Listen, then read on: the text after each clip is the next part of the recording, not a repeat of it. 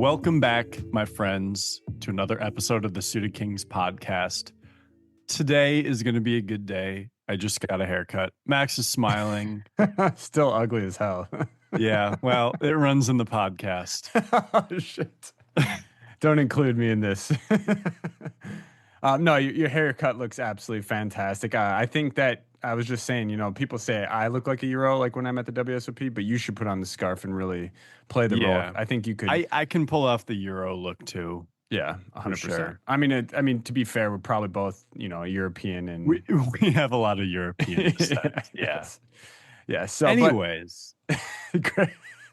That's Anyways. fantastic content here. it was good content. Did you know that WSOP day one started yesterday? Right. Yeah. So as you guys are listening to this, it'll be 2 days ago, Tuesday the 27th. I am still at home, but I'm flying out tomorrow. At this point, tomorrow I will be on the plane to Vegas, which is really exciting. Hell And yes. yeah, so I will be out there. Max won't be out there till second week of June, but hopefully we both get some good runs. I can't wait. I mean, you're one of my bracelet picks, so don't let me down. Like I oh expect my you to just God, bang I'm off not. like three. Just go full Scott Seaver on their asses. The nice thing is I trust your picks. So Okay. I feel good about it. All right, cool. Good. I'm glad you feel that way. And you've also been on a little bit of heater yourself, as of Yeah. late online. So I'm glad to hear that. You've been crushing some 510, crushing some tournaments. Yeah. So my online play, obviously, I think I had mentioned, but I'm not streaming right now. And even when I was streaming, I would play it here and there, off the stream when I thought it was a good game. And for a bit, I had been losing, and then I won a lot. Then I won it back, and now I've just been kind of crushing the last month or so. So it's been, and then the live tournaments, I've made some runs, even if I haven't had that massive score. So I feel some very good momentum, some very good padding to the bankroll heading into this summer. That's kind of crucial for the mentality for sure. And I think that you're gonna do it, dude, this year. I think this is the year. I think so too. And if I not, really I do. think it's going to be, I think I'm going to play my best game ever. And that's what I mean. Here's the truth: is result. All you can do is just put your best foot forward, and then let the results be a part of that. So Yeah, absolutely. yeah. So today we're going to talk, I guess, about a couple things. One thing we're going to get into is some live read stuff, tagging live opponents, kind of how we gauge what type of a player someone is, or maybe not even the type, but like if they do something in a hand, we can put that into the category of like, oh, this is something that this type of player does when they have a kind of a weak to medium strength hand, that sort of thing. Yeah. And then So we'll we're discuss all the things around tagging too, the do's and don'ts, so you don't end up getting yourself, over tagging, I guess is a good way to say it. So that we're just, laying these loose tags on hands over our opponents over one hand, etc. So Yeah, well said. And then the second thing is we'll talk a little more about the WSOP. there's a lot to be said. There's a lot to be said. Should we start off with that before we get into let's start the off meat and potatoes? Oh, I used that one already. Shit. Start off with the WSOP stuff. Yeah, let's talk about it. Let's talk about what our plan is for the podcast episodes during WSOP. Let's talk about what your first week schedule is. Yeah. In fact, I'm going to pull up my tentative live tournament schedule so I can just have it right in front of my face here. You know what? I would love to hear back from the listeners, though. But I think a cool format for us to do during this year. So last year during the WSOP, you and I were both out there 6 weeks together, something around there. And each week we would just do, week one update or week two update, kind of like that, and talk about our last weeks and everything that happened. I think that's a great idea to kind of follow that. But then also like do hand breakdowns, more hand breakdowns from each tournament. Kind of go over like you said, full transparency, like how much we're up, how much we're down, and just try and provide the full Las Vegas. Oh my God, Las Vegas experience for the listeners. For those who can and can't make it. Yeah, I think that's kind of what we want to do. And I will say, we don't necessarily promise that all of our episodes will be out Thursday morning every week, like they but our goal is definitely to do a weekly update, and maybe who knows, maybe we even will have some bonus content. But yeah, we what I want to do, because I'll be out there the whole summer again. Week by week, I will share, hey, these are the tournaments I played, the buy-ins. This is how much I cashed. Here's maybe some cool hands or some interesting spots. Yeah. And then I'll also say, like, here, maybe I played some online, whether it be an online bracelet event or just like a cash session. I want to like break it down, give people the real inside scoop. I think that would Um, be cool. I also think it would be cool to maybe just slightly, very lightly dabble with like maybe a little bit of WSOP gossip, or maybe not gossip, yeah. but yeah, gossip, I guess we'll just Oh, call it. there's gonna be something where whether it's a controversial Yeah. ruling that on a live Yeah, yeah. stream or What people are hating. yeah. Like the first thing out of the gate I see is people complaining about the coffee lids not fitting. That's like the Oh, the first big yeah, I issue. saw our friend Loki spilled some coffee on himself. Can't have that happen. And he had an all white get up Yeah, he on had too. all that's a good thing to remember, is that I should not wear white, Yeah, yeah. I mean, you know. yeah, yeah. Okay, yeah, for sure. Anyways, if that's I hope you guys get a little bit more out of the episode than just that. Yeah, don't wear all white. But yeah, I think that would be cool. So let's just plan on doing that. And like Wes said, we probably won't be, just because of how tight and scheduling will be, and with day twos, day ones. I mean, maybe even day threes and day fours, and Oh, et cetera, I et hope cetera. so. Yeah, but we're gonna be a little bit more flexible on the release, but we're still gonna aim for one a week, and then just kind of, Yes. yeah, let you guys hopefully share with you a incredible summer for both of us. So Yeah. So should we get into, I got my live tournament schedule up right yeah, I now. want to hear what. So you get in tomorrow. What is first off? Do you want to talk about like what your living situation is like, Yep. So I'm rooming with four other guys. We got a Airbnb for the whole summer. which we've Um, done for a few years now? yeah, it's a much more cost effective way to be out there, and it's just nice to be off the strip, have a kitchen, have a your own refrigerator. Pro tip: make sure if you ever do this that it's with people that aren't crazy and are like emotionally Yeah, who stable. who want to focus a similar amount on Since we've done this, we've grind. had literally zero altercations, or like zero issues, zero issues, which is important for us to stay focused for the grind. So Totally. And this year, most listeners, in fact, one of the people I'm rooming with is John Redding, who was on the podcast, and then a very good Brad friend of ours. Yep. Jansen, Ben McCoy, some of you may know, and then actually one guy who I don't actually know personally yet, but yeah. So as we're talking now, I get in tomorrow evening. Who I is will this guy? I want to know. um Do you know the his name? I do. I'm blanking on it Oh, though. okay. Well, then We don't need it. tell me Yeah, later. Yeah, we don't need I to. will. All right. Um, so I'll just kind of get settled in. Um, maybe get some groceries.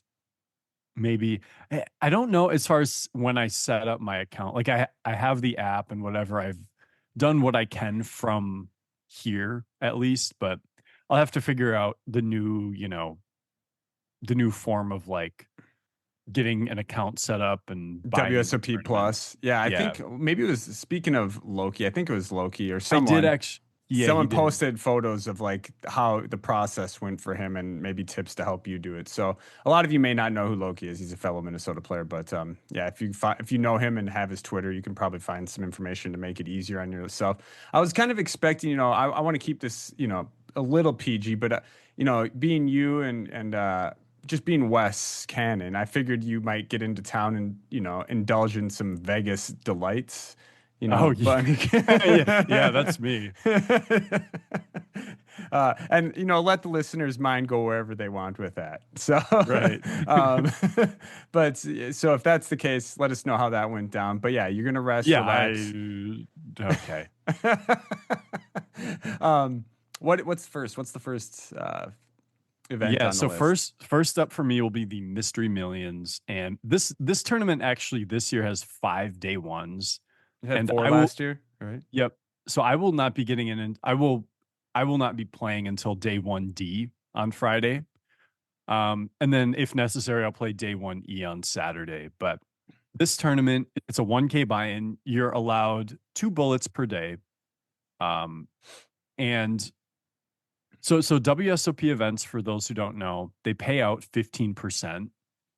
And this one's interesting. The structures are all over the place, but this one at its half hour levels on day one, and then 40 minutes on day two. So half hour on day one, you actually get into the money. Like we play 22 levels. And I actually Max and we both bagged this You last bag year. around level 17-ish. I mean, cash around level 17 or 18 probably. Yeah, so you get down to the money, like not even at the end of day one, but with several levels left.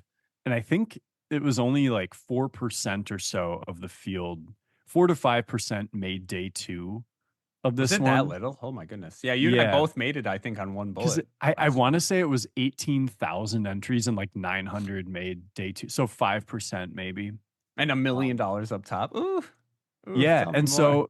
so they not only is first place guaranteed $1 million, which is a lot for a tournament where I mean, it's a lot for any tournament, but it's a lot for a tournament where a good $1,000 chunk of the buy-in. prize pool goes to the bounties. And Yeah, they also that's a great point. guarantee a $1 million bounty.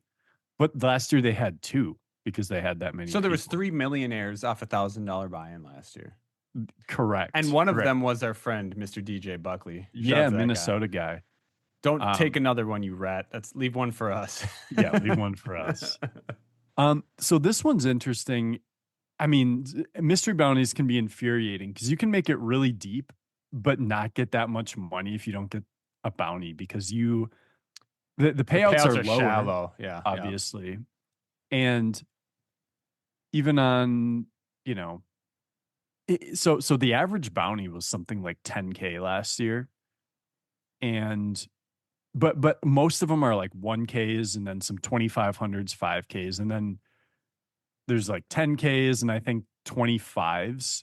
So Okay. if you when you do your drawing, if you get like the treasure chest or whatever, you're guaranteed at least a 25K. And then there's like 25, I Oh think. man, just imagine pulling that note. You know what's funny is there's people that were like upset when they got up there and only pulled a 25K. I would just be, Right. oh, It's a big swing of emotions, but then you got to be like, okay, like this, it's just, I because then mean, you just have to go back imagine to you're just like playing the free rolling your tournament. summer at that point. Yeah. Well, depending obviously, but yeah.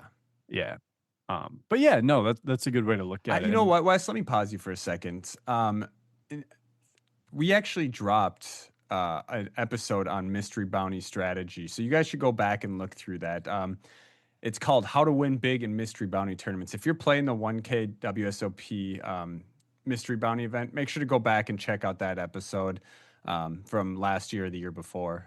Definitely a very helpful episode. It'll help you determine, um, how to figure out what the value of a bounty is, if it's worth, and how and calculate it into the terms of your calling, like, or you know what I'm saying. So calculate the value of the bounty in the hand you're currently playing. Does that make sense? yep. Am I articulating that well? Okay, good. So, Yeah. um, if you really want to get into the nitty gritty, as I say or they say, go and check out that episode, "How to Win Big in Mystery Bounty Tournaments." We did that in the past. So, continue with your thoughts.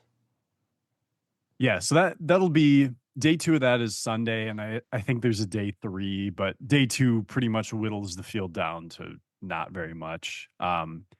That Sunday, if I am either not on day two or if I bust day two early enough, I will probably play the $600 deep stack, another bracelet event. Is that 30-minute levels?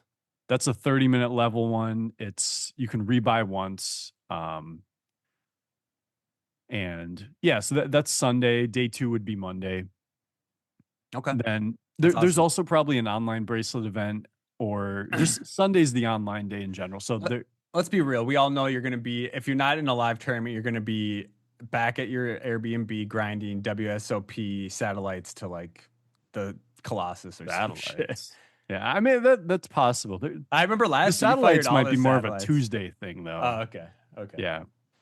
But that Monday, so if I'm not on day two of the deep stack, That Monday is the $1,500 six max, which also is two bullets. Each of these last two tournaments only have one day, one flight. I love Like, that. Those are like those are, I want more of those in the WSOP. yeah, where it's like you get, Not the huge multi-flight herd birds, but you know what I yeah, mean? and it's kind of nice because if we look at the structure sheet, it only, so the six max here, it's 40-minute levels day one, 60 minutes day two. But day one, you can only late reg till the end of level nine. So if you Oh max wow. late reg and at the start of level 10, you'll have like 16 blinds, which is a little, I like it. It's a little more reasonable than the late reg for eight big blind type of I think thing. it's much more reasonable. I like that personally. Yeah. And you just get the one rebuy. So it's a little bit more of a pure tournament. Six max is nice. It can also be tough, but okay. So then you mentioned the Colossus. Well, 2 days later on that Wednesday is day 1A of the Colossus. And there are 4 day ones. There's the Wednesday through Saturday. They upped it to $500 this year, and they also upped it to a 50K starting stack when it used to be 40, but the Okay. blinds are the exact same. Um, So it's a little bit deeper.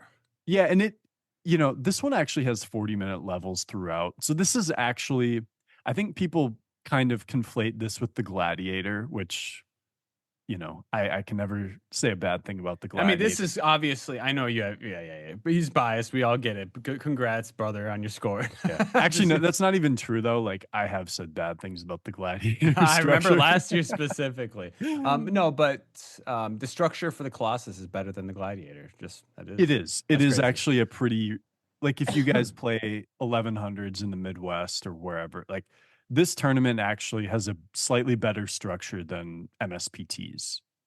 Okay. Um, I mean, yeah, and I like their structure, so that's good. I won't be yeah. playing the Colossus, but Yeah. So this one, I actually am looking forward to it quite a bit. My plan is I will probably cap myself at four bullets. I don't know. Like that's sort of my plan. Um, there's so much to play. There's 4 day ones. Like I'm not gonna go out there and blast. I'll probably play the first day one. I may not play every flight. I may rebuy one flight. But okay. there's so much to play. It's not like I'm bringing eight bullets out to this one I tournament think that that's a matters good so tip that we should leave with our listeners is that, and one thing we probably didn't talk about during the WSOP prep is that, like, if you're out there, especially for an extended period of time, and you have a large bankroll, maybe large isn't the right way to put it, but you have a bankroll for more than just like one tournament, um, take your time. No need to just get back into that one. There's going to be so many tournaments. Don't burn yourself out. I mean, I've found myself guilty of doing that as well, where it's like, oh, I just got to get back into the mix. You know what I mean? And yeah. take the night off, enjoy it, and get back into whatever's next.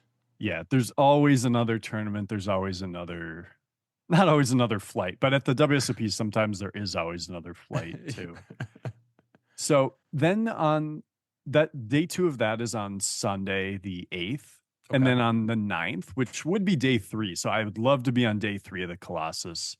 But if I'm not, I will play the $800 deep stack.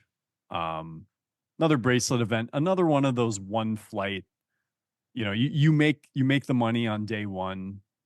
In If a good rule of thumb in the WSOP, if there are 30-minute levels, you'll make the money on day one with extra time to spare. If it's 40-minute levels, you'll make the money right around the end of day one. Um, 60-minute levels, you won't make the money till day two. Like that's kind of a good rule of thumb. This will be a 30-minute level one, at least on day one, maybe on day two. But yeah, the $800, I would fire two bullets. Two bullets is the maximum. If I'm not on day two of that, I think I'm going to go over to Venetian and play the $1,100 MSPT. Um, my plan is just probably to play one flight of that. Uh, and I would rebuy it. Um, That's a great tournament, obviously. yeah, Yeah. we're a fan of the MSPT, of course. Then on the 11th, Wednesday the 11th. So obviously, again, ideally, I'm making day two of the MSPT, which is either the 11th or 12th. I don't. They have three flights. There's a It, day two and I day bet three. you the final table will probably be on a day three, huh? Correct. I And you think know that's what? what. You know what else? That'll be the day I come into Vegas. Give me a Yeah. reason to sweat you. Wait, which day do you come in? The 13th. 13th. Wouldn't I that think be the a MSPT is over then, actually. Oh, I thought that would be the day three final table. Okay. Yeah, I think the Anyways, 10th is day 1C and then well, good. I 11th got a is day monster 2. stack to fire that night anyways. So, There you go. I don't want to waste your I mean, you oh, only need one bullet, but I don't want to waste your, you you know know. what? I think we're turning a new leaf here, Wes. Instead of just dogging on each other, we're juicing each other. Yeah, we're balancing it. We're Yeah. being supportive We're sometimes. channeling that good energy into the universe. Exactly. That those W's, I mean, I'm ready for it. So, okay. All right. And then we don't have to go through your entire schedule. We got some stuff to get into here. Is there any last thoughts you had on that? I'll just list them off like this. So then we got the Monster Stack 1500, great tournament. $1,500 freeze out the next week. $1,500 Millie Maker the next weekend. $500 freeze out. Then we got the $300 Gladiator. Yeah, terrible structure, but I that Yeah, yeah. was the Hey, best tournament ever for I me. mean, So if yeah, yeah. Go ahead. then we got the Poker News $600 deep Okay, stack. that's more up my alley. I mean, the Yeah, price point's great, the structure's great. that's the best structured $600 tournament in the world. Yeah, it I, has I to think be. we can agree on that. Yeah, yeah. Then we got, and this is a little more up in the air. We got the $800 summer celebration, um, 2 flights of that one, and then we got the 10K main event. Less Um, gimmicky events. I want less gimmicks. yeah, I want more just straight raw dog, 1K, $1,500, six max, eight max, seven max. Okay, I'll deal with seven nine X. max. Yeah, I just want more straight to the bone, like one, WSOP used to do 1 day, $1,500 tournaments where people would it was just essentially like a marathon where like they would just play until like 5 or 6 a.m. till someone wins. till someone wins. Like that. Yeah, I love that. I love the thought of that. I don't know which one I prefer because like there's those the low buy-ins with over 10,000 people. Like there's always that possibility of just that run. Yeah, I don't know. Depending on the mood I'm in, I could go either way. Because then, yeah, there's tournaments like the 500 freeze out, which technically goes 2 days, but it's much more yeah. similar to what you're saying. Um, yeah. Then we got the main event, and if and when I bust out of that, we got the 3K mid stakes championship. Currently on my schedule, that's the only other event besides the main that's above the 1500. We'll see if I get a big score early. Maybe I'll dabble in the 2 or 3Ks. And then the lucky sevens, it's the seven-handed $777 buy-in tournament. That's Uh, actually a really it's good a one. great tournament. Yeah, seven-handed is just so fun. Yeah, it It's is. one more than six-handed, and one less than eight-handed. You're a genius. And we got the $800 deep stack again. Then we got the $1,500 closer. The whole end of that schedule is kind of up in the air, depending on the main. If I want to leave, if I'm still in the main, whatever. How many times you've caught, the WSOP flu at that point? Yeah, I thought you were going to say the salami, How but many times? Well, that as well. How many times that you've is caught the what. salon? I mean, that's probably the biggest indicator of how quick you get the hell out of Vegas is like Yes, how many salamis you've taken to the face. exactly. So, um, So and then we got. hopefully you're just handing out salami. Hopefully, it's at least more of that, right? Yeah, yeah, yeah. But You'll be the deli. I will Yeah. exactly. Um, Lastly, I'm just budgeting. I have the $800 deep stacks at the Aria. I'm budgeting a few buy-ins there. I'll probably play one or two of those. So overall, in terms of my live tournaments right now, and this is if I fire sort of the high end of amount of buy-ins. Yep. Um, right now, that would be a little over $57,000 in buy-ins. It's a juicy schedule, man. It is, and But obviously you cash here, cash there, so it will probably be a lot less than that. yeah, and this is if I fired 4 bullets and all this stuff, or 2 bullets and the ones that it was available. Like, Well, yeah. I'm assuming and, it's going to be and far less than that for you because I know, I mean, just as someone who's stayed with you in Vegas, like you are not one that gets FOMO. Like you're willing to just sit a tournament out and wait for the next one if you're not feeling 100%. So, yeah, my guess is unless I hit a big score and I start playing some bigger stuff, my guess is I'll be in the 30,000s somewhere in Okay. buy-ins. That's where I was at last year. I think I had like 34 or 33 right in there, something like that. Yeah. I think I left with like 23 in cashes or something. So I think it was about 8 to 10K loss on the Yep. summer. I mean, which isn't even bad, honestly. Yeah. No, but this year we're gonna try again. I'm gonna try again. I'm just gonna get, Exactly. yeah, and I'm gonna, you know what? It doesn't matter. Like, I'm just so excited. I feel ecstatic just thinking about getting out there and grinding again. And I'm very sad that I'm gonna miss these first couple weeks, but thankfully business is booming with real estate. So I'm gonna sell a couple of houses while you're out there winning bracelets, and then I'll come join you. Attaboy. Yeah. Attaboy. Yeah. So, and then yeah, I guess you just kind of wrapped up. The end of your schedule is going to be flexible depending on how the events up leading up to that go over the first few weeks. Obviously, 4 weeks in Vegas can be um, polarizing. I mean, you can either be super high, cloud nine, or you could just be down in the dumps after a few Yeah. weeks. So, um, yeah, I hope it's the former for both of our cases. I agree. And I think even the last 2 years, I kind of came in on a downswing. Last year, it just sort of continued, but the Hmm. year before, obviously, I had a great score. Hmm. This year is nice because I'm coming in where I feel like I've been winning. I have a lot of momentum, but I feel like I haven't hit that peak yet, you know? Well, And that's good. That means it's only in front of you. I'm hungry. I feel like I'm confident, focused, hungry, I love to see this in a good Wes again mood. because I've been there with you down during your downswings. Obviously you've been there through mine, but like I can see how your attitude changes throughout those different moments of your career. Rightfully Yeah, so. I'm not, that's normal. We're humans. totally. Yeah. Well, I think I think you've even you are part robot, but yeah, you have to be sometimes. But yeah, I think last summer I definitely was I think we were a little bit tilted at some point. I think I maybe was more so. yeah, Um, yeah, yeah. but yeah, I was extra tilted after we got Chinese that one night and then just got deathly ill for like 4 days after that. yeah, that's annoying too. Yeah, thankfully it was at right. It was on one of the breaks when I went home for a couple days, so I ended up just going home and being sick. I think, if I remember Yeah. correctly. But you know what? We got some content to get into. I hope. I mean, that was good content as well. People are hyped for the WSOP as we are. So we'll be talking a lot of WSOP over the next 6+ weeks. Let's get into some tagging live opponents to help people kind of get that in their head for their first few tournaments, or for all the tournaments, obviously, but as they enter, the start of the WSOP. Should we start off with the definition of tagging?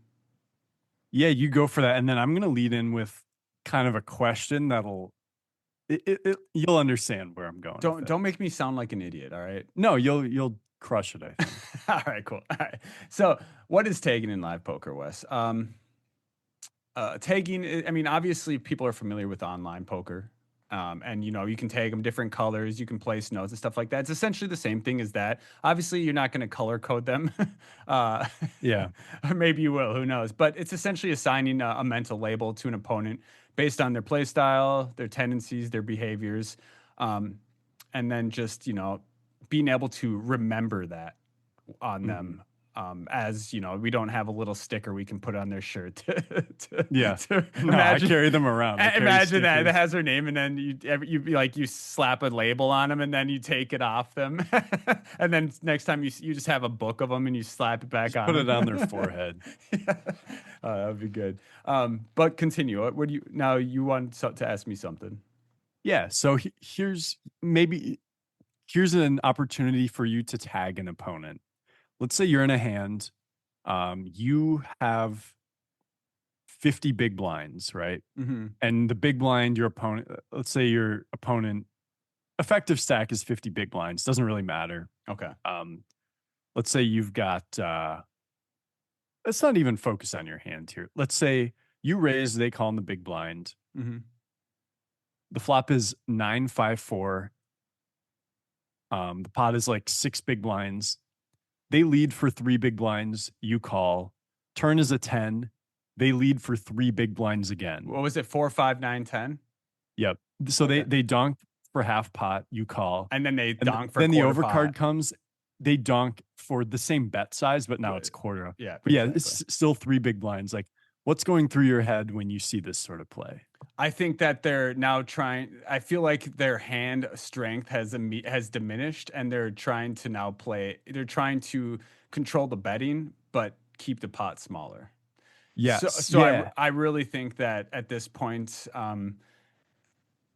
I can start, repping a better hand as a bluff. Um, yeah, I mean, this is a great, in my opinion, this is weakness. That's what I'm Yes. taking this as. It's weakness, but also not a bluff. Yeah, yeah. It's usually showdown value, but them trying to control the pot size. Yeah. So what are like, I think we would both agree, but it's like their range could be like they could have a five, maybe a weak nine, or like pocket sevens, Yeah, yeah. I would stuff. typically say, something that flop top pair, second pair, maybe even third pair, um, and then doesn't want to have to face a bet if they check on the turn. Mhm. So would you how would you and then how would you go about exploiting that? Like how would you let's say you had pocket jacks, let's say you had ace nine, or let's say you had 4, 5, 9, 10. I mean, yeah, or let's say you floated king queen how on would the I? flop. So, well, okay. So a hand like king queen that doesn't have showdown value against like what we our perceived opponent's range, I would start turning this hand into a bluff. Mhm. I think in position specifically, this is a great hand where we can just start punishing this guy, where we can raise. I might even size up a little bit just to, is, Threaten the stack, yeah, basically. threaten his stack. Let him know that if he wants to see my hand at showdown, it's going to cost him a lot of money. Yeah. And then for example, and I'll balance this out, but like say I have ace nine, which is now also second pair, but oftentimes is going to be the best hand because we still think our opponent, has a worse eight or a worse nine or one of the lower pairs. I mean, I might even still raise a hand like up to this strength at this point, knowing that I feel like I'm ahead of my opponent's range most of the time. Yeah. And this one, it's like depending on the river, maybe you check, but Yeah. Now, also maybe you just raise the flop because you know you're almost always ahead on yeah, the. but say I have a hand like so it's 4, 5, 9, 10. Say I have a hand like threes or deuces, I might just start folding those hands. Okay. So those might be the ones like, yeah, I obviously if you don't know they're gonna fold. If you know they're gonna fold, then you just raise anything. The But reason I wouldn't fold, the reason I wouldn't turn those into a bluff compared to a hand like king queen is because I have a lot more equity with king queen than I would with those hands. yeah, like sometimes just because they're weak, it doesn't mean they're always folding. So it's good to have like you got the overcards in the gutter with king queen. So it's Exactly. just a Whereas if better. I have deuces or threes, I have two outs. Yeah. Yeah. So that's kind of my main thought on that. So, and I think, yeah, yeah. And one thing I wanted to mention in regards to tagging live opponents is I think that the reason why we do this, the reason why we want to tag people is because it'll help streamline our decisions against that Yes. opponent as we play, as the tournament progresses. Yeah. So okay, so now let's say you have played this hand against this player, whatever the result, doesn't matter. In fact, let's say in some way you got to see the hand and he had like, you know, king five suited or Okay. something. So So four, five, nine, you ten. know, Yeah. So I was kind of right so about my you process. know that your assumption was like pretty spot Yeah. on. Yep. How how are you going to extrapolate this into future hands you play with this player? Like, I would immediately tag them as a recreational player, someone who mhm, doesn't study the game. It's just when you see people play, especially in a hand as like that. I mean, I've seen this hands play out like that a lot, and you'll mhm, never see a professional poker player play a hand like that. yep, So I'll immediately start tagging them as someone who's a recreational player. Um, Probably, and then also tag them as loose passive. Do you think that yeah, seems like a good fit for that? So a loose passive is, I mean, you got to be maybe careful with loose passive because it's a calling station kind of, but yeah, maybe more of a someone who makes plays like based on emotion, not logic. Because really what's at the bottom of them doing that is like they don't want to get bluffed. They don't want to put a ton of chips in, but they don't want to appear super weak. So they make these small bets to kind of say, okay, this is the size of pot I'm willing to play with this hand. Yeah. But even though it's not, they're not really thinking about what they're trying to do. And honestly, these are some of the easiest spots to exploit, in my opinion. Are Yeah. opponents of this player type Yep. of of this. So those people with snap get tagged. Um, and that like a hand like that is one thing I want to mention is that when we are tagging opponents, and I kind of alluded to this earlier, is that we don't want to just put a tag on someone from one hand we saw from them. People adjust. They, sometimes they'll just play a hand weird compared to their normal style playing. But when Hmm. I see someone play a hand like that, I will more so immediately kind of give them the recreational tag. Yep. Yeah. No, I Whereas, totally agree. okay. It's the sort of thing where now, let's say you have the same spot, but instead of leading on the flop, now they check raise you on the flop. See, that's a far superior play in my opinion. Hmm. Or Uh, just like on a different board, like now they check raise you. Does that sort of indicate to you like well, they're going to be much more weighted towards value than bluffs? here's the thing. Before we get into what they're weighted towards, it keeps their archetypes. We'll call it their different types of play styles in the air. Still, I don't know what kind of opponent to tag them as at this point. You know what I mean? Like I'm. They're gonna. They'll have the spectrum from recreational to pro at that point. Still. Okay, I guess what I'm saying though is like I think with that, once you've sort of seen that recreational play from them, let's say you get the 9-5-4 board again and they check raise you, like Hmm. someone of that playing type, do you think do you think there's a type of hand when they check raise, do you think it's a very specific type of situation that they do that in? Do I have the opponent tagged at this point? Yeah. I'm saying you've already tagged that very Oh, same player. And then let's say two orbits later, yeah, now they check raise you on the flop. It's like, oh, I guess I'm saying like, how do you exploit it in, I got you. yeah. Yeah, well, if I think, if it's the same opponent that we were just discussing from before and they're now check raising, I'm going to put it more towards value and start overfolding hands. Yeah. Like that's the Because sort of player. it seems like this opponent plays very face up. They don't get tricky. So I'm going to take their actions at face value more frequently. Yeah. Yeah. That's kind of what I would think too. Yeah. Um, okay. Here's another one. Let's say you see you maybe you're not even in the hand, but someone in their 20s with a backpack, they raise to like 2.2 big blinds pre-flop from early position. They use let's just say they use big blind defends. They bet small on a king 8-4 flop. Hmm. Um and I'm already giving them some tag at this point. At this yeah, point. Yeah. and then they say they overbet the queen turn, and then the board pairs on the river, it's an 8 and it I'm goes get check check.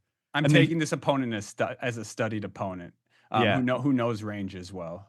Well, here's the twist though. Let's say, and remember they're like early position. Hmm. Let's say they turn over king 4 suited. And the board. Oh, so So it it's was king. king 8-4 queen 8. So they flopped two pair but then got counterfeited.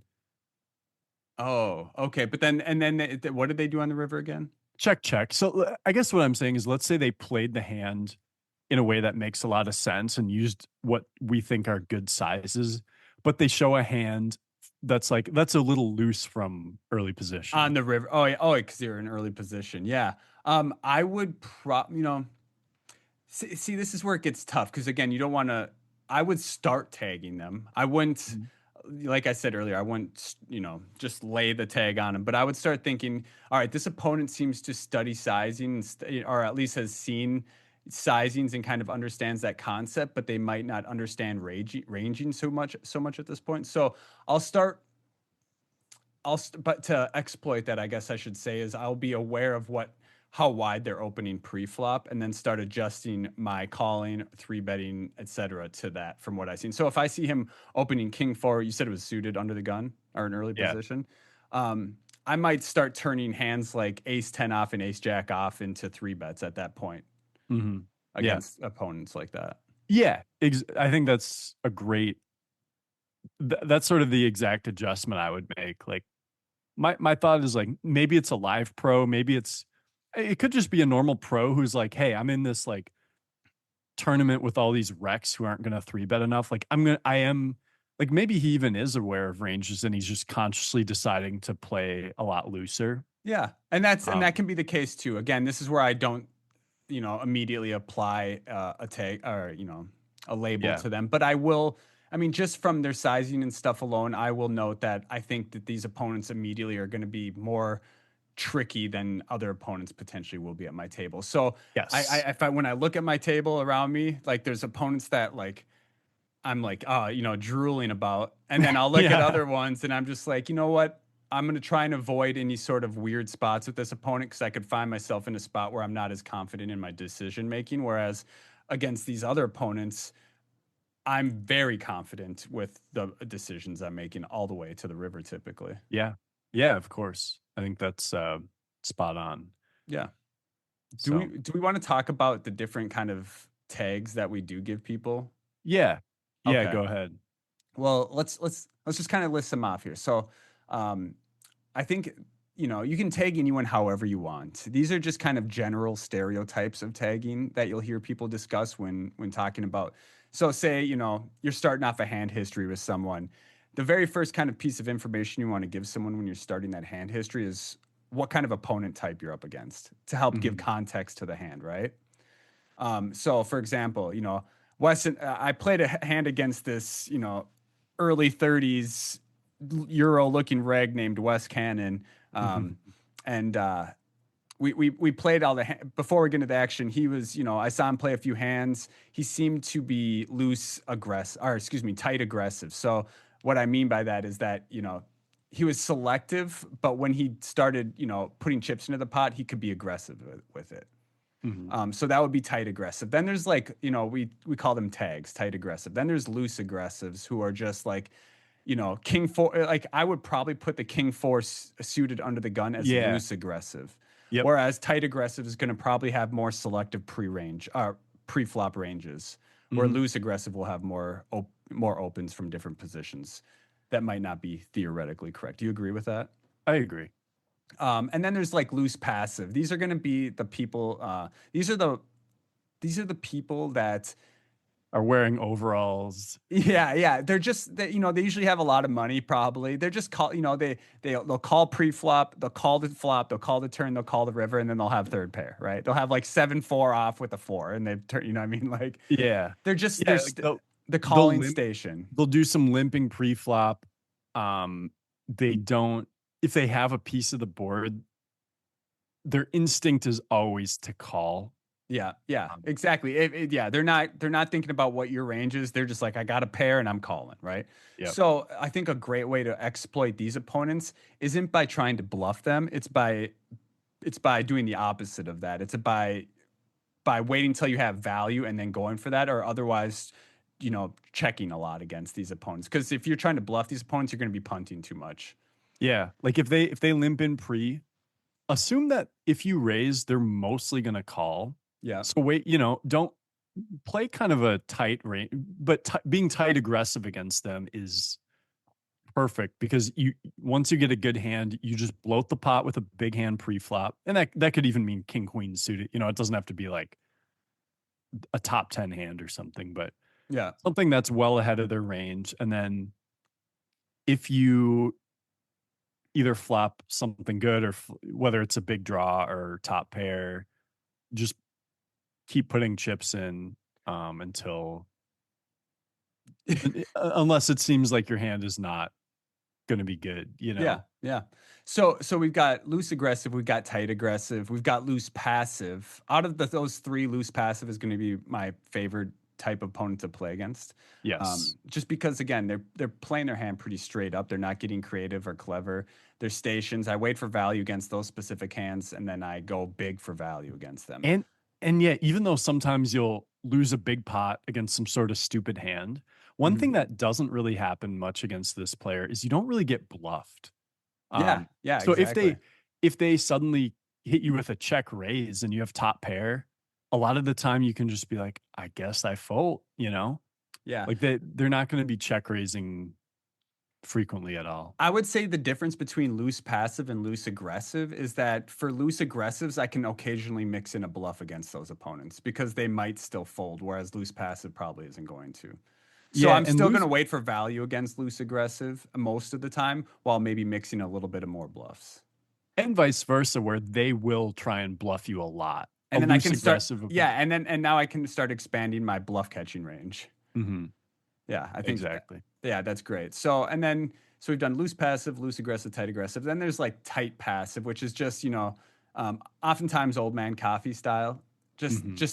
Tight pre, tight post. So, you know, this is the type of opponent where if you raise pre-flop, they call and your heads up. I'm c betting very frequently against this type of opponent. I'm double barreling against this opponent and triple barreling against this opponent very frequently. Obviously, dependent on how the board texture changes, etc.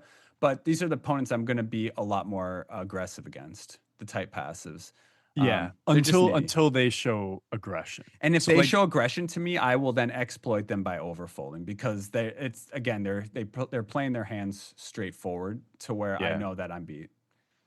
And this is the sort of opponent where, let's say a standard spot here. We Excuse me. open hijack with pocket tens. We've got 40 big blinds. They three bet cutoff. Hmm. This is a spot where against most players, you can just like in a standard spot, you can just four bet rip your tens. This is the sort of spot You where might just hero fold. you might hear if you're getting a good price, it depends on what You can size they're set using. mine right. Yeah. Yeah.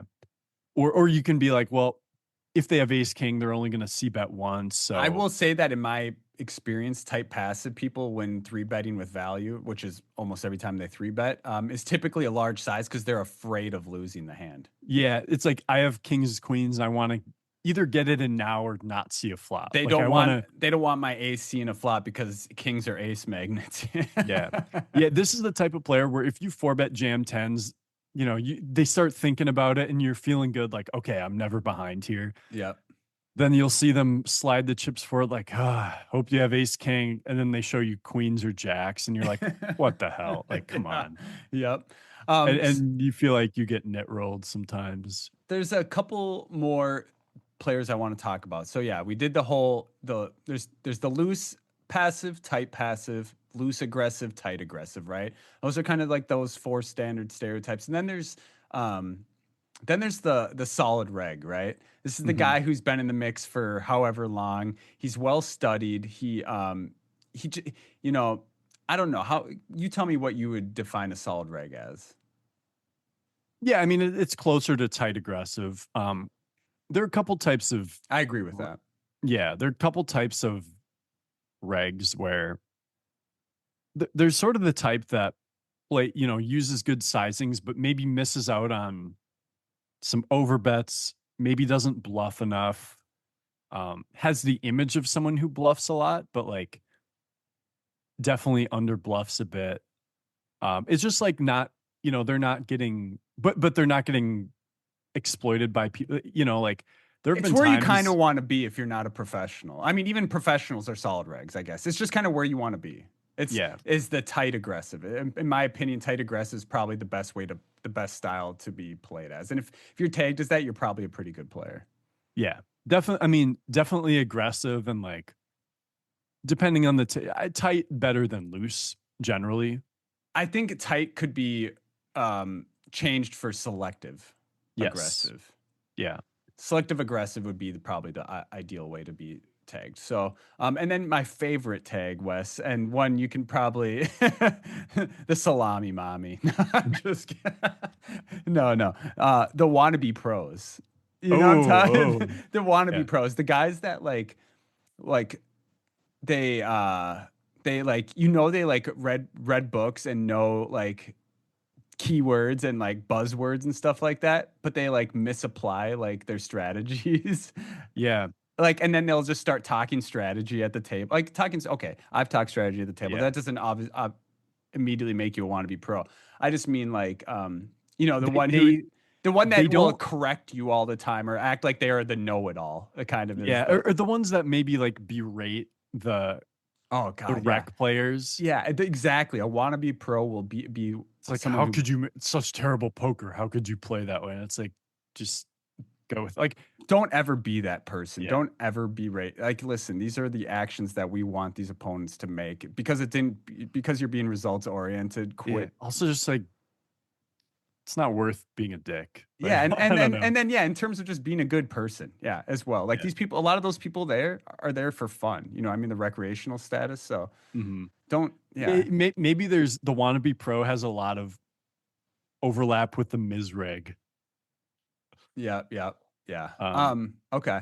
And then, so I did take some more notes here. I have, what about like, let's discuss and maybe I'll start asking you these questions, but what kind of reads do you use to tag your opponent? So like what do you pay attention to pre-flop, um, physical tells, table talk, anything yeah. like that? So let's start off with like pre-flop. What are some things you pay attention to start tagging opponents?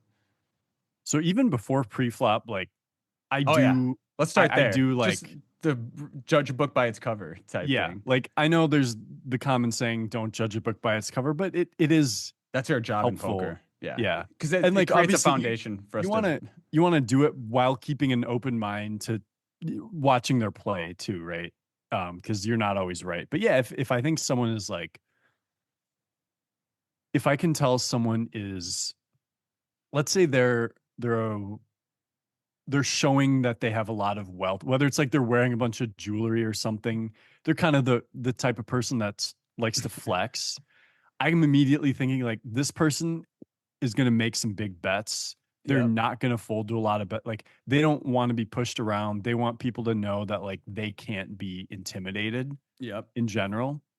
Yep. That's the type of player I'm going to tag as more of a loose, Aggressive. yeah, loose aggressive, but definitely just loose, you Yeah. know. Yeah. Maybe just loose. We'll Yeah. just leave it there. I like that because they can. Whereas like Yeah. again, and I know this will apply to some people who listen to our podcast.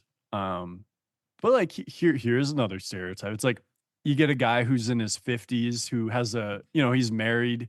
He's his like good guy. He's like got picture of his kids on his phone. Like just seems like a normal dude who is doing pretty well in life and whatever it may be. I tend to tag that player as like probably a little more passive, not going to be super creative, like not going to be um maybe not full OMC. Yeah. Like I wouldn't give him that tag, but like um yeah, a little not even necessarily tight, but not as aggressive. Like not going to be bluffing quite as frequently. Hmm. Just a little bit more of a conservative personality in general, you know. Yep. Yep. Um Yeah. and yeah, that's how I might tag someone. Okay. So let's go from there then. So now you have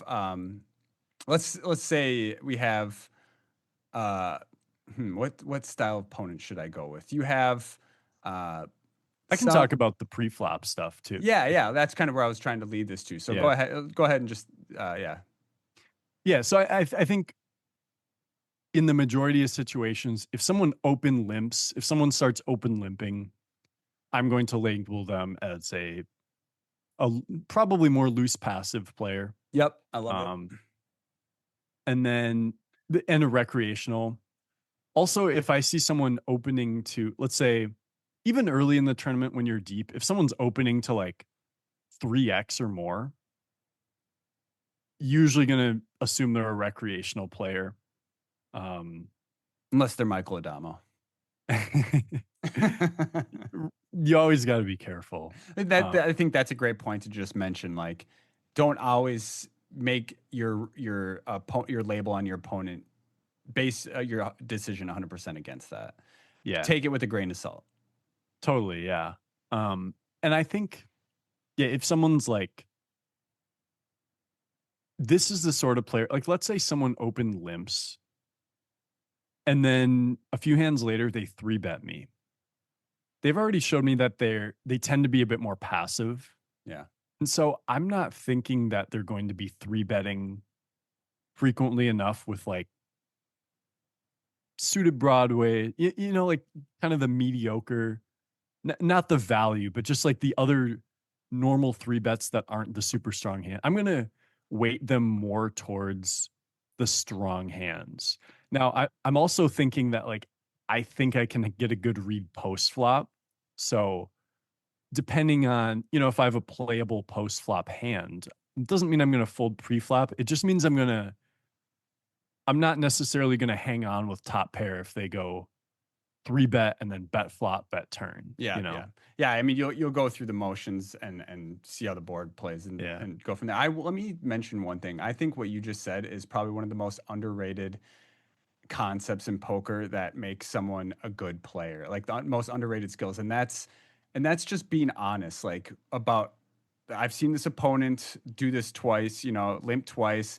Now they're three betting me with a hand, and then trust like using that information to, even if you have a big hand, not marrying it because your opponent is saying that they have a bigger hand and they've proven to us already that they're, if with their less than absolute premium hands, they're just going to be limping. Yeah. So I And think it's the sort of player where if they three bet, sure, I think they'll three bet ace king or ace queen a lot of the time. Let's say we have 10-8 suited, flop comes 10-7-5, we check call once, mhm, turn comes a four. Actually, let's just say it's a three. So we only no have straights, yeah. no draw of any sort. We check to them again. I am fully expecting, by fully I mean like over 90% of the time, I expect them to continue betting over pairs and to check ace king, ace queen, and to check any sort of hand that's behind me, basically. Like they're Yeah. not really gonna double barrel bluff too frequently, nor do I think they're gonna have the, maybe a queen nine suited type of hand that they could decide to three bet. I think so I think I'm gonna have a very accurate, like I'll be able to realize my equity pretty well, Mhm. you know. They're not gonna push me off of top pair. Or if they do, I assume it's with a hand that's beating me, Yeah, right? exactly. And Um, that's you're right. So you're not afraid to lay down those hands to opponents who have been willing to show passiveness, but now are showing aggressive actions towards you. Even though you have a strong hand, his range of what he's saying he has is beating your hand. So you're just willing to let it down like it's junk. exactly. Yeah, And it's and I it's a think 5-0 draw. and what So I exactly. So, and one thing I think that will make you as a player, you being the listeners here, you a very strong and difficult player to play against is being able to adjust your play to each of those opponents at the table, each of those play styles, and not just mhm. play the same against all of them. Yeah, Because because people might be paying attention to your actions and then think maybe because you folded to this type person that you can be pushed around. Well, all of a sudden, they're overplaying against you and you can just wreck them if that makes sense. yeah, and trust me, like you can use there are the types of players. Again, there are types of players who are just calling stations who will always call down, but then there are Hmm. the types of players who, let's say they're actually getting good reads, like they're good at identifying the same things that you and I are identifying here. Hmm. And let's say they have the 10-8 suited on the 10-7-5-3 board. And let's say I have like I three bet king nine suited and I bet flop and they call. Like if I think it's the type of opponent who's, really thinking and wants to play well, like I'm gonna take a bunch of hands and even like low equity stuff and just barrel turn because it's, unless I run into a set, they may just be in this spot where it's like they know in these fields that people don't double barrel bluffs in this spot enough so that they'll fold the big hand. So it's like when we're folding that 10, that top pair on the turn, we know that we're like playing in a way And maybe it's actually not that theoretically bad. I'm not like, I don't know what the GTO solution is here, but like we're playing in a way at times that can be taken advantage of. Yeah. But we just, from our experience and, our experience and thought process, we trust ourselves to be on the right side of that. You know what a good way to put this is I think Yeah. like so say we were that person who is folding our pocket tens here, but we're doing it to everybody. We're going to be the tight passive. Correct. What makes a good opponent a solid reg is that they can have all of those different types of plays, loose passive, tight passive, loose aggressive, tight aggressive, all buried into one Hmm. opponent dependent, if that makes Yeah. sense. You want to play a quick game? Oh, yeah. I'm curious. Okay, so let's play how would West tag this opponent? Okay. And this, I think this will give people a good idea of how you tag people. Okay, so Yep. we'll start off. So based on the tags that I've given you, right? The loose passive, loose aggressive, tight aggressive, solid reg, etc. Um, Pre-flop. Yep. Well, you already started with limping. Yep. You're gonna tag a limper at pretty much as a loose passive kind of to start, and then Hmm. you can evolve that tag as you see them play more. Okay, Yep. let's say you see them raise 4 times in an orbit without showdown. Yep. What are you tagging them as? I mean, So they limped or no, they're opening. okay, They've opened. this is a new It's player a new who's player. opened four Yep, times. yep. I'm not really assigning a tag. Okay, I good. think people are too quick to say, "Oh, this player is really active," and it's like there are times when I sit at a table and I look like a huge net, and then there are times when I look really active, which is fun, but it's not. I'm not trying to run the table over. I'm just getting dealt playable hands, and Well yeah. said. So Well said. I see. That's perfect. Now, say that you've seen this over 4 different orbits of play. like they're just opening like 40-50% of hands. Exactly. It seems like they're opening 40, yeah, I'd say Yeah. 40-ish percent of hands. Yeah, I would assume it's a little of both where they're getting a lot of good cards, but where they are a little too active. It's like they're maybe opening it up too much. Like if we still not seen freedom? Let's say that they're c betting 100% and Yeah, then giving up on turns most of the time and when called. gotcha. I would assume this is a player who and again, have I seen a showdown? Have I seen a weird showdown yet? I guess that's what I I'm would say you saw them show down King 4 suited or from early position. yeah, so I would assume this is someone who is opening too wide. And like you said before, who I want to maybe three bet. Definitely a loose, aggressive player. Yep. Um, Okay. and I would assume that it could mean a few things. They could be tilted. They could be just coming in too cocky.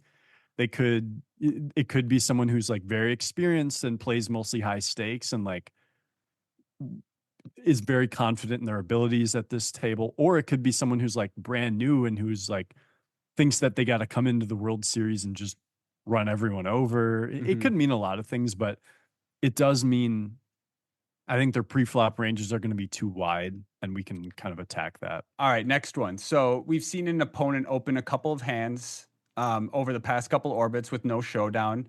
We've seen him three bet twice over 2 orbits, one from the big blind, one from middle position.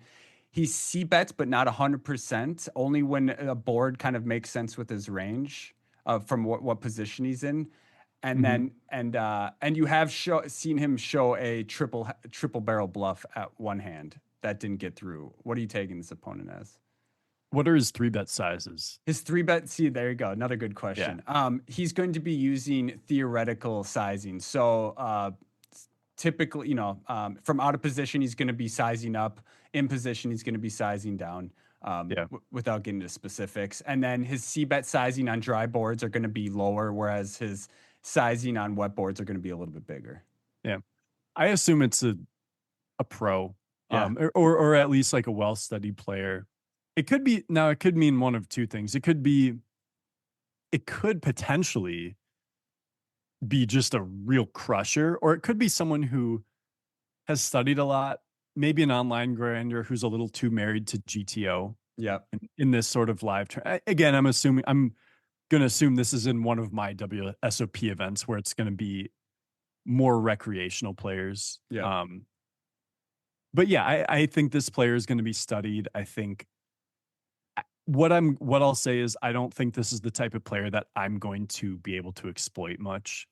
And I'll just play my hands to the best theoretical knowledge against this player. Okay, I like that. And you know what's funny is one thing I want to mention is like against these types of players, I would say it's the solid reg. Um, Mhm. like we obviously they're the ones paying the most attention to things, but I don't know if it's as necessary.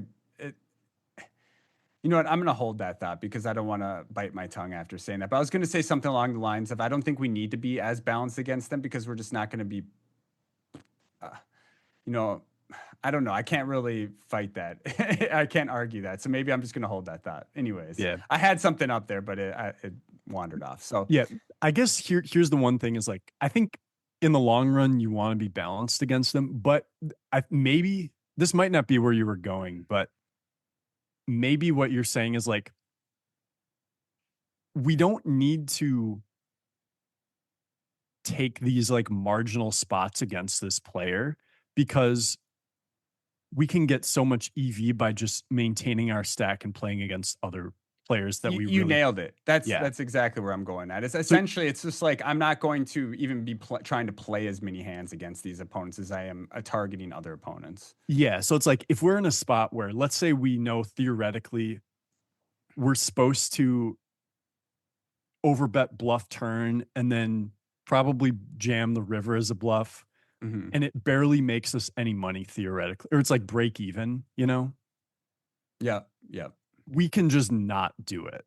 Like we don't have to risk blowing up our tournament in a spot that's sort of break even when we don't need to do that for the sake of balance Hmm. because first off, this player's never going to know that we had a hand that was supposed to bluff. He's not going to know within the short sample size that we're like under bluffing against him.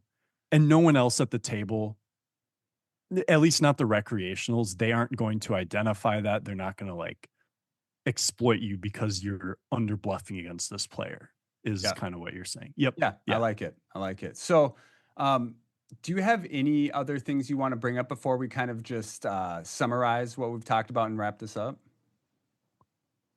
Oh man. I mean, there's Uh there's a million ways we could take. You there's know a what I would love million. to do is I would love for when you start bringing hands from the WSOP to start once you know you have the hand down and we discuss it to tag them Yeah. and tell us start off with the tag that you've put on them whatever I mean whatever kind of tag you want to give them and then talk about the hand so we can kind of hear how you how you tag someone and then what their actions look like to get that tag. Yeah. I um would like that. I think that's I mean, yeah, like you said, especially in live poker, you just have to do that yeah, because it creates such a different context depending on the player. it 100% does. So just to kind of summarize, obviously there's a lot of different tags you can get. A couple of things, clarifications I want to make sure that you guys don't end up screwing yourself when tagging opponents is, you know, don't stereotype or mislabel opponent based on one hand of play. You obviously start that as your foundation of paying attention and then build your information from there. But don't just start making critical decisions based on that one hand. So, for example, you saw this person three bet twice in an orbit. You don't all of a sudden need to four bet jam 50 plus bigs with pocket tens because of that, right? Yeah. um, Maybe not the greatest example, but along the lines of that. So, and then also another important thing is people adjust throughout tournaments based on what part of the tournament you're in. Say you're Mhm. near the bubble, you're nearing the final table, you're early in the tournament, especially Rex. Like Rex, I will notice will be loose passive early in tournaments, lots of limping, lots of calling, and then they'll turn into tight passive as the bubble nears. Exactly. That's exactly what I was gonna say too, is like sometimes they'll just outright say it. Like sometimes someone will be like, you know, this is my first World Series event. Like, you know, how much they'll keep looking up at the clock. They'll be like, how many people make the money again? They'll clearly be very fixated on cashing. And let's say 300 people make the money and you have 330 players left. If it's their big blind, like you can just open so wide. Like Yeah, you can 100%. just, yeah, like you can, apart from someone's play style and what they look like, sometimes people will just outright tell you, like, I really want to cash. And Yeah, yeah. they're going to, they're just going to like, eh. There was this one, I think it was the first time I was in Michigan for the MSPT. I opened pocket queens. I can't remember if I had queens or ace king. I think I had queens though. This guy three bets me small, and I cover him slightly, but he had like at least 30 blinds, maybe more. And I four bet jammed, and he like just shook his head and thought for like a minute, and then I think he folded. He just showed ace king and folded it, and I was like, whoa. Like I thought I had him crushed with queens, but I'm like, Yeah, you're flipping. whoa. Like Yeah. this guy was so What did you he, take him after that? well, I could tell him like, dude, you're not like he wants to cash so much, you Yeah, know. yeah. So he's maybe tight. He's probably tight passive at this point, or maybe loose passive, or Yeah, he could even be a smart theoretical player, but in yeah, the loose moment, passive. maybe he just is really tense, you know. Maybe the Yeah, money means a lot to him. Maybe and he's that can change lost his someone's last style five completely. flips on the bubble. Like, Can I mention something I think is kind of silly? That, and maybe you can correct me if I'm wrong here, but from my experience, loose passive and tight passive typically bounce between those two stereotypes or those two labels and never enter into the aggressive labels. Whereas opponents who are aggressive, either loose or tight aggressive, can enter back into passive, like first, like during bubbles and stuff like that. I just don't. yeah, I feel like it requires a specific kind of person to enter the aggressive streets. Maybe I'm you have to just incorrect. learn poker very well and practice a lot. Yeah, yeah. So Yeah. I think that especially like OMC or opponents of that type, like they'll be loose passive where they're calling too much, or just tight passive where they're just overfolding too much, and they kind of stay within those two and bounce between those two. Whereas Mhm. aggressive can kind of bounce between all four of loose passive, tight passive, loose aggressive, tight aggressive. Maybe I'm Yeah. incorrect there, but it seems I see what you're saying. Like yeah. if you're a tight aggressive opponent, there are spots where you're going to be more passive due to ICM or just like, Exactly. Yeah. Yeah. yeah. Exactly. That's what I mean. It's typically, and that kind of aligns with what you're saying. People who have the aggression factor in them are typically more studied opponents Hmm. because Yeah. aggression is what wins in poker in the end. It it is. It is like when in doubt. Yeah. Yeah. Yeah. Um, When in doubt, just stuff it in all of them. yeah. Just Every betting unit go you all got, in every baby. hand. Yep. What I mean, How you're did gonna win that? a lot of pots How did that that way. work for me in the meetup game? You did win some pots. Did you like that three bet with the seven deuce off, and then You got it in good three I ways, did. I did. I flopped third pair. Was it second pair. second And pair? then It you was got eight it in seven four. against, oh no, a Yeah, third pair. yeah. It was third pair. It's So it was ace like seven eight. yeah, at two clubs, and I got it in versus 9-10 and king jack of clubs.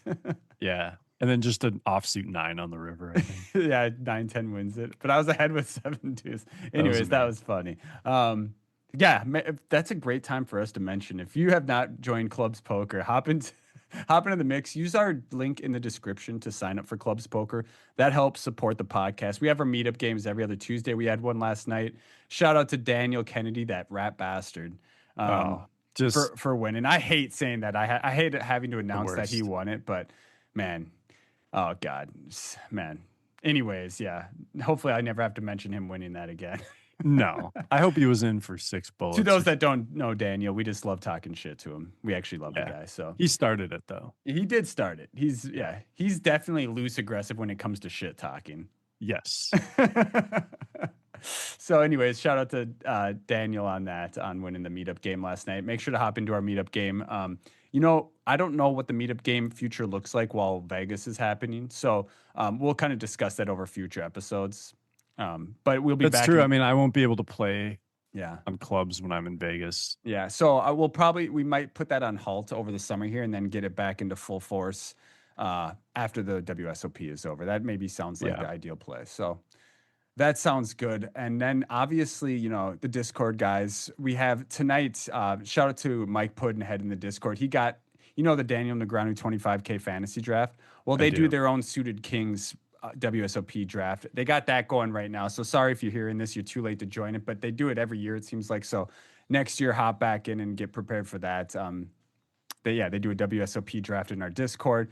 use the link in the description to get into Discord, or you can find us on Twitter at Suited Kings Pod.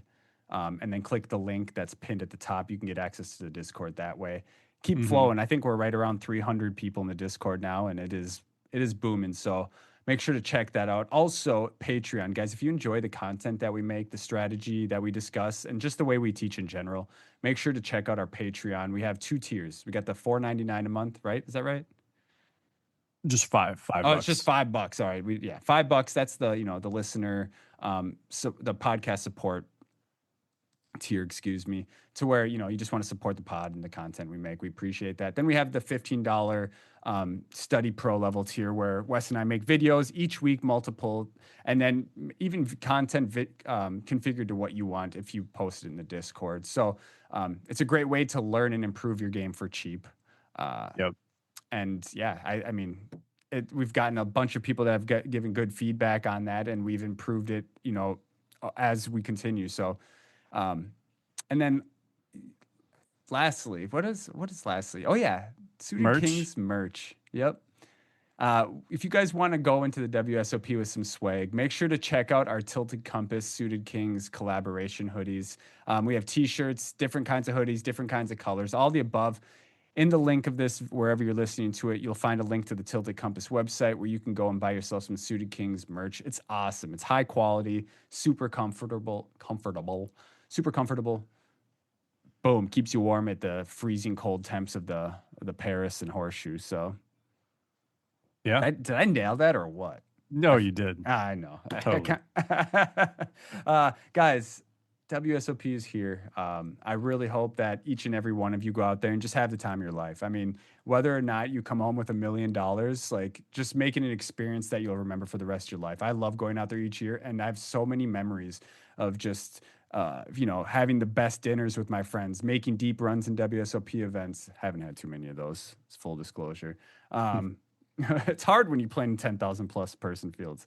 It is. Anyways, yeah, and then just having the time of your life out there. Make sure to enjoy yourself while you're out there. Wes, I'm glad to hear that you're going in with some momentum to do that yourself. Obviously, that always helps. And if we get a Suited Kings meetup game while we're out, or Suited Kings meet up, maybe a dinner or whatever, bar time, have a beer, we'll let you guys know so you can come meet up with us and just have a good time. Maybe make it part of that memorable summer for you guys. Any last notes you want to end on, Wes? You pretty much said it all. Come say hi if you see one of us out there. Good luck to everyone who's going out. If you are not in the Discord, join. If you are, maybe when you hear this episode, maybe just tell us all what your schedule looks like for the summer if you're going out to Vegas. And tell us what you would tag Daniel Kennedy if you've played with him. That too. And please, I please, have him tagged as a disgrace, yeah, I was but gonna say, yeah, just tag him as a fish. yeah. How about this? If you send us screenshots of tag, if you play with him online, and you send us a screenshot showing that he's got a fish tag, uh, we'll give you a high five. That's the best Oh, I got for one now. more thing we should do. We actually have a few more hoodies to give away. Yeah. Okay. Um, so how do we want to do? Let's just come up with something Yeah. WSOP related right now. Right now, right off the top. Yeah. Okay. How about I have no idea, man. This is tough to do off the top. How about Yeah. this? The first person to find Wes at a table in the WSOP, he has to be in the tournament. If you Yep. find him in a tournament, send a screenshot of you, just a screenshot of him, and I don't know, is that a good one? And then send it to me. Okay. Okay. The first person to It's where's Waldo? Because Wes is pretty equivalent to Waldo. If you go find Waldo in the streets, take a picture of him, send it to me. First person will get a hoodie. yeah, post it in the Discord. Yes, post in the Discord under the WSOP chat. There you go. Yep. That's a perfect thing to do. Okay, so So that's finalized. one. Yep. As for other hoodies, let's just kind of figure it out as we go. Make it a little bit more fun. We'll Yeah. post. Well, you know what? We'll give away one per episode. Like we'll announce one giveaway per episode, and Yeah, then yeah. I yeah, mean, we've given away like 15 hoodies at this point. I'm ready. We got another 5 more to give away. So let's do that. I don't know if that yeah, number's correct, but it's probably close to. And also, shout out to us, Wes. This is episode number definitely. 80. Yeah, that's a lot of episodes. That's crazy. I never even ever thought this would be a thing. I appreciate you guys for listening. Hope you have all of the luck this summer. Same to you, Wes. Same to myself. And without further ado, hope you guys have a great morning, night, evening, coffee, beer, margarita, uh, chips and tacos, whatever the hell it may be. But peace.